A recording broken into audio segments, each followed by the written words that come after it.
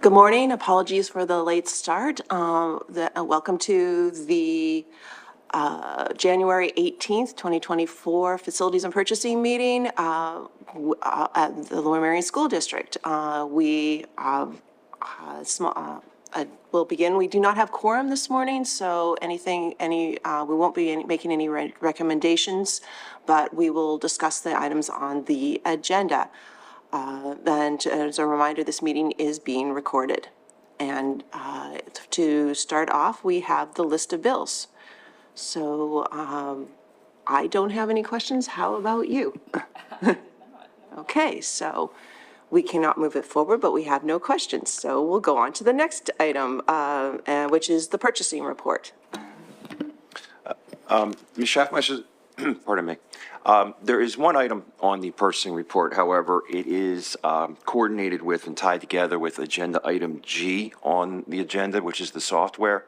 So do you want me to pause on this and then I can explain it as part of G, or do all at once? Why don't we just do it all at once since we're here? Then I'll follow that pattern. Unless you weren't ready for it. Either way. All Okay, good. thanks. Okay. So on the purchasing report is the recommendation to purchase 3 Dell servers. And what these will do is they'll be basically video recorders, part of the video management system for security cameras, specifically at Welsh Valley Middle School. And the reason why we're investigating or asking for this is we're also investigating new video management software for the security cameras throughout the district. The software that we currently have throughout the district, every location, is currently the software manufacturer states that the software is in, quote, sustaining mode. So what is happening is we're purchasing newer cameras because the camera technology continues to advance, continues to get better images, better clarity, better video capture. And what's happening is the software that we're currently using isn't keeping up with all of the newer technology from the camera themselves. So basically, we know that we're going to be in the market for a new video management system across the entire district. However, that's a significant investment, and it's also a pretty significant shift in terms of having 11 schools and various ancillary buildings moving over to a new software package. So what we're proposing is we've done research and done our homework, and one of the later agenda items, as I referenced, letter G, will be to purchase a software package called Hanwha Wave, which is being used by other districts, other school facilities, and Dennis Witt has actually gone and visited some of these other installations. We would like to get that software purchased specifically for Welsh Valley, utilize Welsh Valley as like a demonstration, a test environment. It has I think, a good variety of both old and new cameras, which is a pretty common trend or condition throughout the district, and really get a couple months during the school year to really see how this functions, look at its capabilities, and also any hiccups we have converting that over, get that out of the way under that one school before we dive in and try to do the other 10. So what will happen is really this is kind of a two-part approval. One is the actual purchasing item itself, which is the $28,017.36 to purchase 3 servers that will be installed at Welsh Valley. That will be where the software is loaded, and then more importantly, that's the storage that will be used for our archiving of the video for that period of time, or the archive time. And then in addition to that, we would purchase the Hanwha Wave software, which is for Welsh Valley and Welsh Valley only, the cost of $25,947.76. Now, it also happens coincidentally that the PCCD grants have been recently announced, and the district is getting $45,000. So what we've asked is to purchase the servers, which is on the purchasing report. That's $28,000 and change. We would apply that towards that PCCD grant money. And then the software, which would be at Welsh Valley, the $25,900, let's call it $26,000, about $17,000 of that would be grant money. The remaining money would be out of the operating budget. So this is all, this is the network equipment, server, and then the software being added onto it. And then all of our cameras would be transferred over to it, hopefully over spring break. But, we also have to be cautious and aware of the fact we currently have a fully occupied building there. So we are currently, the plane is in flight. So we have to be able to make this switch, without any loss of archives and video coverage. I've got a couple questions. So first of all, Welsh Valley was chosen because it has the variety of camera ages. Okay. And with those three servers will be needed to manage just the feeds from Welsh Valley ongoing, or will they be able to take on other schools once we have our whatever established? They will only be managing Welsh Valley's video. Okay. Now, we can redeploy some of the existing hardware that's there, but that's for, kind of a later phase. Right now, the software seems to be the weak link in the chain right now with some of the, things that we're noticing in terms of current limitations on our current systems. And they're always expanding, they're always growing. And it needs 3 servers just because it's large files and it's constantly running and there are a zillion cameras? It's not only the quantity of these cameras, it's the quality. When we received previous PCC funding in the last grant, we did go out and buy newer cameras for the middle schools. Black Rock was all new, but the middle schools and high schools, all these cameras are coming in with better image quality, better, images, and it's taking more storage. Right. Because of how much more the images are taking up data-wise. That totally makes sense. I think my last question is is there a reason that if we buy the Hanwha system, why it would only, if we then expand our new cameras or buy the servers and whatever to every single school, why we would only have that system applying to Welsh Valley? Short term, it would only apply to Welsh Valley. I think within the next few months, we're going to have to come to you with a recommendation district-wide, some of which will be based on some actual operating experience at Welsh Valley. I was looking up where we are with the current software status. It's a Linnell software, and we basically own that software. But every year in August, we come to you with what's called an SUSP, a software upgrade and support plan, which carries for a year, I think September 1st to August 31st. So in anticipation of the fact, this is an agenda item we're going to have to bring to you anyway in August. I really believe by then, we would be in a position to say, if not earlier, okay, we spent a couple months running Hanwha at the middle school, Welsh Valley. We realized the limitations of the current software, and now bring to you the software for the other 10 schools, the remaining of the district, along with any other hardware that might have to be upgraded to go with it all, is a... So if we try it at Welsh Valley and like it, want to expand it to the district, do we then have to buy 11 or 10 more licenses for the other schools? We'd have to expand if you want, George. In order to buy the software for the entire district would be $200,000, and that's just for the software. So we are just taking the first piece. So they're giving us well, I guess it's not a deal. I would not call it a discount. It's not a discount. I was looking at the grant funding money, which I was like, oh yeah, okay, that's $10,000.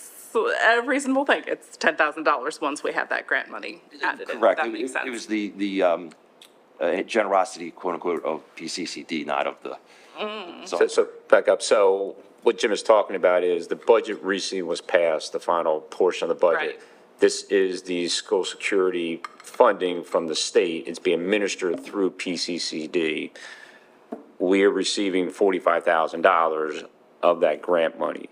So that's what this is right now. Whether that grant money will continue, I don't know. We had some this year for cameras. We'll see what happens in the future. But what Jim is saying is, we need to look district-wide, which is a very expensive endeavor. We'll have to see, based upon our budget constraints, what we can or cannot do. So basically, when our constituents say, why do we need to tax them? And doesn't the state fund us? We can point to this and say, the state thinks we need $45,000 to secure our entire district. And that is in part why.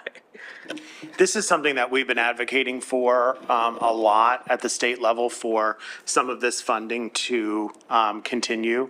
We know that, the ESSER ARP dollars are done, or they have to be spent or returned by September.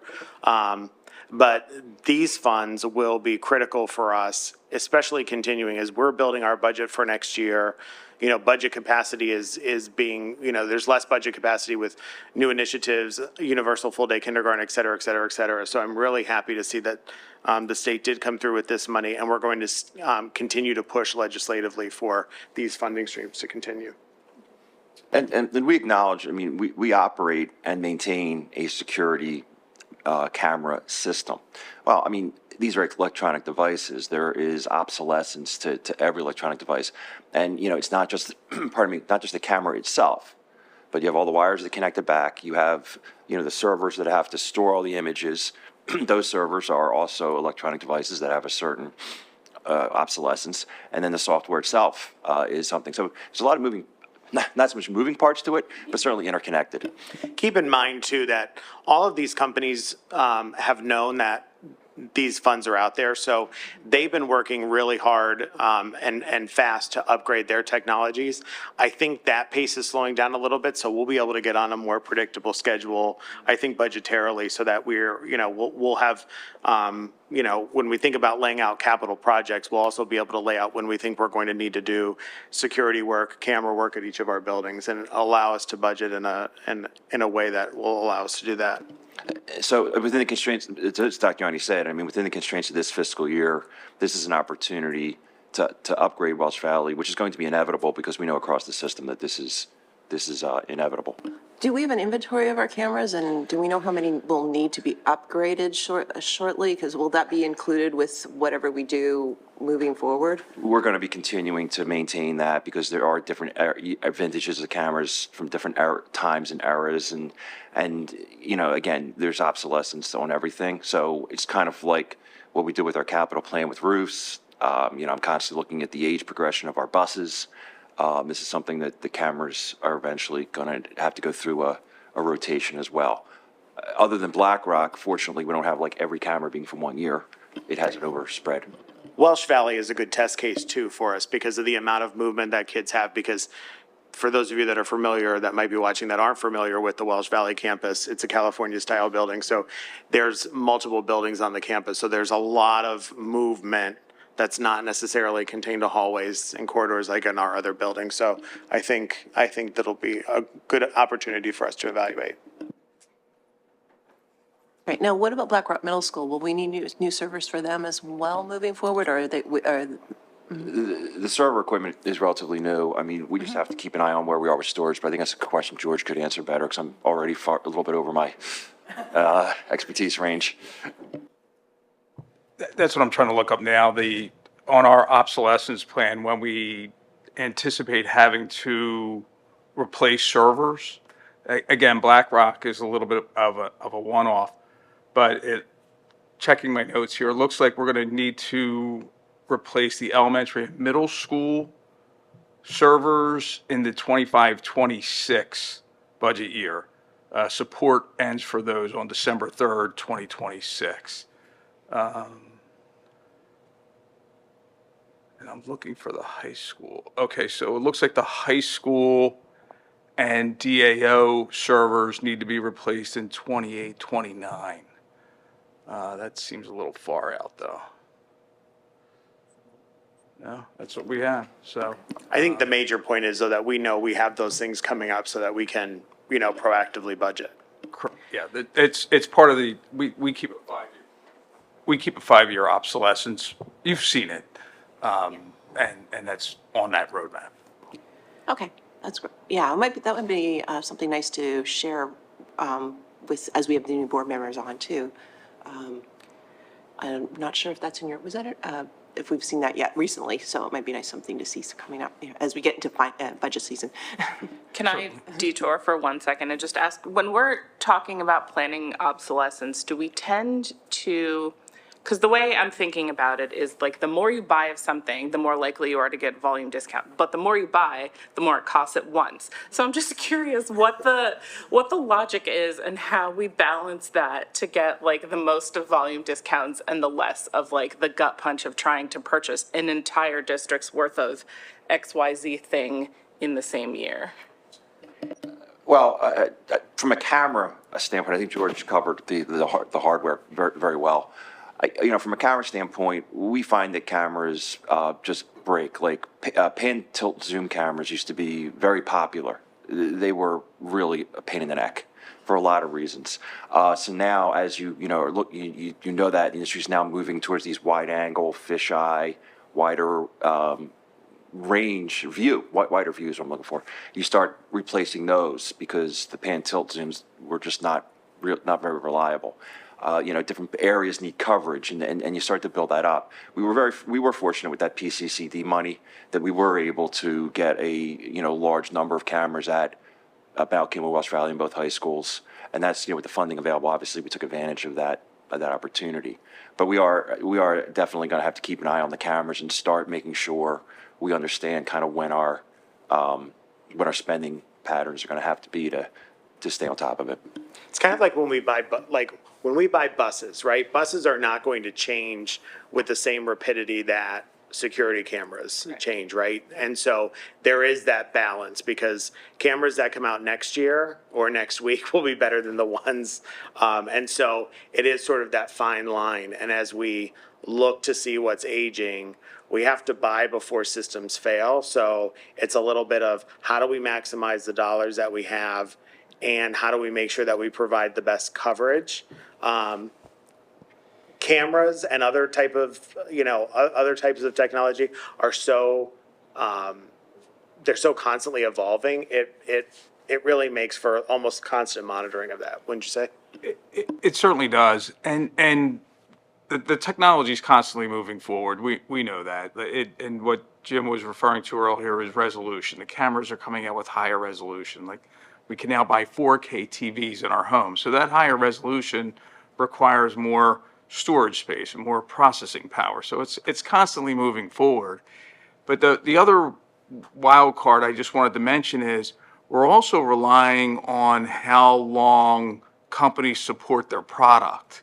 So many times, like we anticipate when something has to be replaced, but then a company can come out and say, okay, we're no longer upgrading it. We're no longer supporting it. It's now end of life. You now can only receive security updates, but you're no longer going to receive new features. So we can look into that crystal ball and anticipate when things need to be replaced, but we also there's facets to that crystal ball that rely heavily on the vendor and how long they support their products.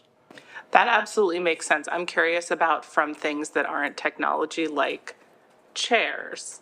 Do we say, okay, we need new chairs in this classroom, in this building, in this grade level, or like all the chairs in the whole district are giving everybody terrible back pain and we need to replace every single chair in the district? Like how is that something that we would think about or plan for? As principals prepare their budgets, they come to us with, I need, 3 new classrooms worth of furniture, or I need, I don't need new desks, but I need new chairs. Interestingly enough, as we're doing tours of buildings and looking for, or we're identifying spaces for full-day kindergarten, the good news is when Black Rock Middle School was built, all new furniture was built. So right now we have an abundance of furniture that's all in really good condition because when 5th grade left the elementary buildings, there's grade levels worth of furniture. So we're actually looking at what furniture is still not just usable, but in good condition. As I'm going to schools around the district, I see very few classrooms where I think furniture is a need. But as we build the budget each year, principals are bringing those recommendations. So does that mean you're the principal of the board and we should talk to you about getting better chairs for this room? So I'm still on the point of making a good impression with Mr. Orlando, so I have not yet asked for anything in my budget, but I definitely have some ideas. No. Come on, you've had to sit in these chairs. Have you ever had to sit in those chairs? I'm sure the community would agree. I have to say, on June, what night was I approved? June 20th? I sat right where Ms. Buckman sat, and I thought, oh, this chair's not super comfortable, but we'll only be here for an hour. And 3.5 hours later, I didn't know if I was going to be able to stand up, but, so yeah. Acknowledged. Our meeting thoroughly. Actually, you made me think, do each of the principals create their own 5-year plan, as we do, as the administration does, or? So with our guidance, right? So one of the things that, as a former principal, I remember going to my business administrator at the time and saying that I needed all of this stuff. But it's really done with oversight from district office. Thank you. Now we've extensively exhausted this. Let's move on to the next one, which is district contracts. The first item up is something that I'll be speaking with on behalf of Ms. Frazier, who could not attend due to another meeting. There is a contract there for the Montgomery County Intermediate Unit. The rate has changed slightly from last year. Last year it was $130 an hour. It's $135. This is a social worker. It's for up to 3 hours a week, specifically for students that are having some mental health and social issues as a result of going through puberty that need some additional assistance and help. So very comfortable with this rate, very comfortable with the service we're getting. So if there's any questions, I'll be happy to answer them, or if I don't know the answer, I'll be happy to get with Ms. Frazier and circle back. Is this because this particular social worker is trained and skilled in this specific area, or because our social workers are maxed out on their hours and we need additional time from an outside source to supplement their efforts? That's a great question. This is a specifically trained, specialized social worker to work specifically with this issue. Fantastic. That's really great that we're getting in that support. Thank you. Are they specifically to one school, or are they district-wide? They're based upon students' IEP. And, we're really thankful to the Montgomery County Intermediate Unit. One of the things that we've seen across the state is that social workers are in very short supply. So, this is a necessary service, and we're glad that we're able to continue this through the MCIU. Thank you. And moving along, we have the Power School Talent Ed Application Tracking Renewal. Correct. It's hard to say for some reason. That's okay. Unfortunately, Mrs. Hanks is sick today. She cannot make it, so I am pitch hitting for her. So this is a software product that we use. We use it for all our new hires or applications come through the district. This is the software program we used in the last several years. So we're just renewing this license. It is a short term. You see, it's December through June. So it's only a 7-month. The reason why we're doing it, we're trying to bring all our products on a fiscal year basis instead of renewing during the year and so forth. So we're trying, this is the last product at HR that we need to have that July to June time period. So that's why you see the shorter time period. Question? Not a question, but my usual pitch while we're talking about hiring the district is hiring bus drivers. We're a really great place to work. You get a bonus to sign on for, you get benefits, and we will help you with training. So if you have a CDL, want to get a CDL, that sweet S certification to drive some kids around, do real service for your community, we would love to hear from you. So you can go to lmsd.org and apply to be a bus driver in our district.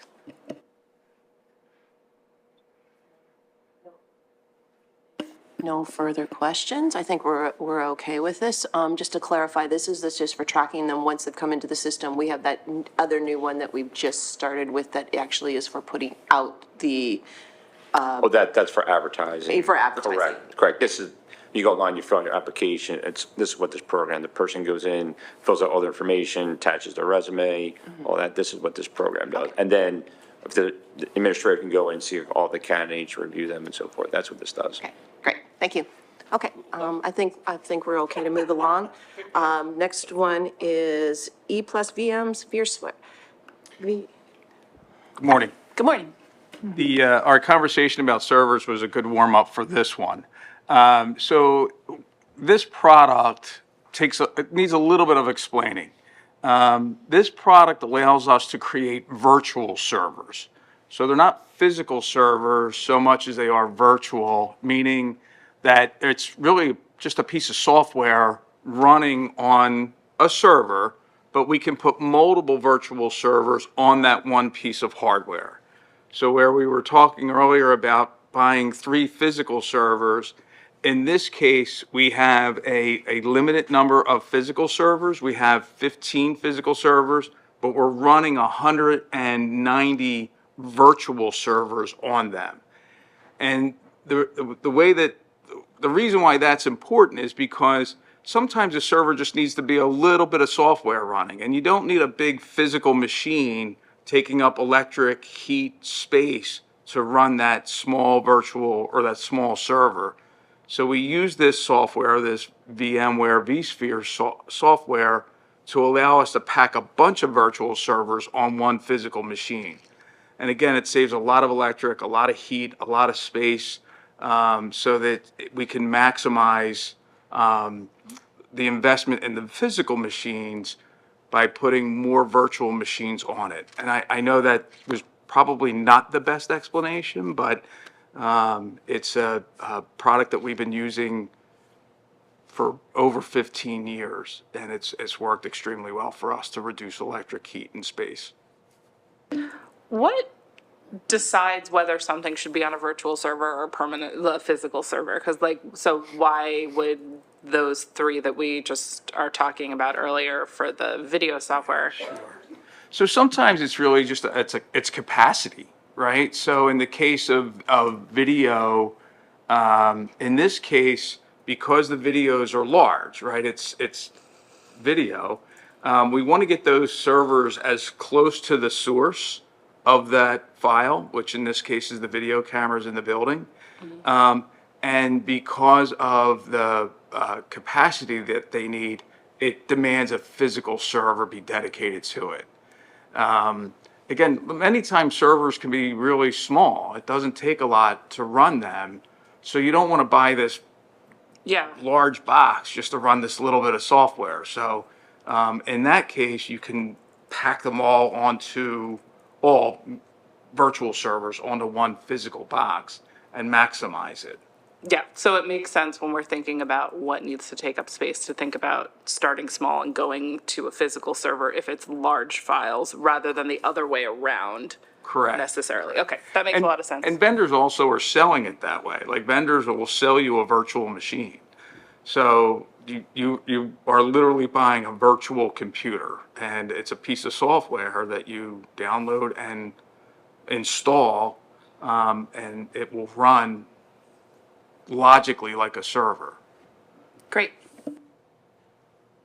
No, it makes sense. I appreciate that because I'm sure sometimes you have to configure a server a certain way for each piece of software, so, or applications, and I can see how that can be a benefit as well. There are many benefits to running this software, and it allows us to do a lot of things for resiliency in terms of keeping things running. It allows us to create test environments so we can test. There's a lot of other benefits to running this software beyond reducing electric space and heat. Yeah. Can it keep, if there is a corruption that happens on one piece, will that help to keep it contained within that virtual server as well? It won't necessarily help keep it contained, but if one of those virtual servers becomes corrupt and we've made what's called a snapshot of it, which is a backup, we can wipe out that server and bring that snapshot right back up. So it helps us be more resilient when we need to be. Right, and not have to do the entire. Correct. Yeah. Okay, I appreciate that, and seems like there's nothing but benefits here for this. It is, it very much. And I think, you're the next one as well. I am. So the next one is this Optive Secure Strategy Assessment. It's kind of wordy for an assessment. It's an assessment of our security program. We did this exercise 4 years ago. And basically, Optive, as a consulting service, comes in and looks at our efforts across the board for cybersecurity. So it's not just looking at one aspect, but it's looking at the entire program, our efforts to implement a security program. And basically, it gives us a scorecard and gives us a roadmap on how to better improve security, cybersecurity, not physical security, but cybersecurity throughout the district in light of our current threats, which is primarily ransomware. So it'll be focused on not only the security program and how to improve it, but also how to improve it to try to mitigate what is our highest threat right now, which is primarily ransomware. And the nice part about it is we leave with a roadmap that we can work on for the next 3 to 4 years. Does this include, I know we did last year a thing where we had end users being tested and whether they would click on something that they shouldn't have. This does not, this is just about our system. It's not about the end user.